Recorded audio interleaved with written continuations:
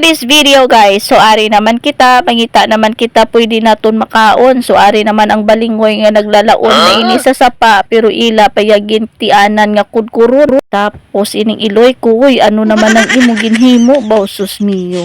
O hindi bala dalag ko, hambas ang iban, basi kuno laon kag mala miyo, hadlak. So ara ng finished product, syempre ang mangod ko napisanan magsaka sang lubi, ginubos siya ng 2 ka puno o tianhon mo na kuprason. So ara naman at syempre hindi madula ang aton nga gata kay amo ni gapanami gaparimi sa aton nga kudkud tapos ini na pugaan na. So amo na ang finished product, puga-puga na ta, gipugaan ang lubi. So wala kami nga instant diri ha, tanan niya proseso ginpangabudlayan. Te ang sabor sina may balahas, may sipon, tanan na lang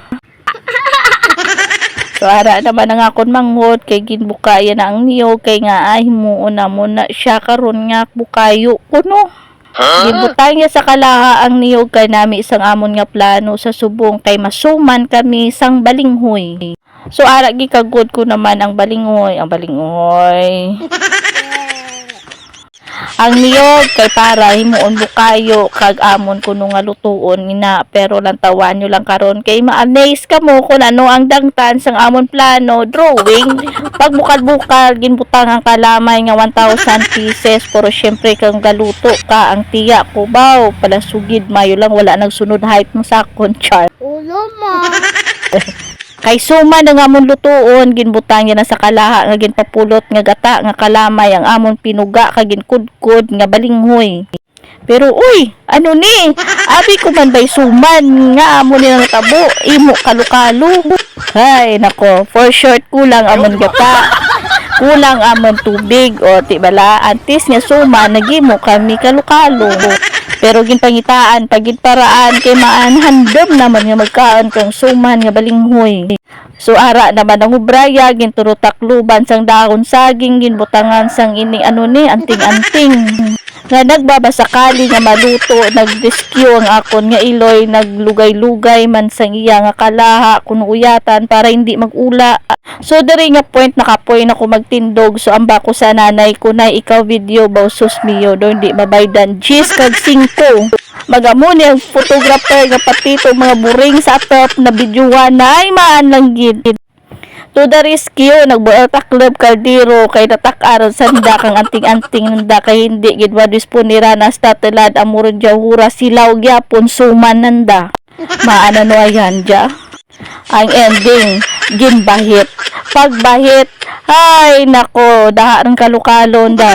Nagbual na lang sa dadaon saging kagin puto sa anda nga kalukalo, pero di siya nga point nagautoy-utoy sa anda kakadlaw kang anda nga sitwasyon. So instead ngang burak ko yun naman nga niyo ginhalo na lang dyan sa anda kuno nga suman nga nahimo kalukalo para himuon na lang naman nga bungkol-bungkol. Nakatiya ko version gintukap-tukap na para nga isampaw-sampaw na gilapad-lapad na kumbaga para maging darwa, gintali-tali na para magtabid.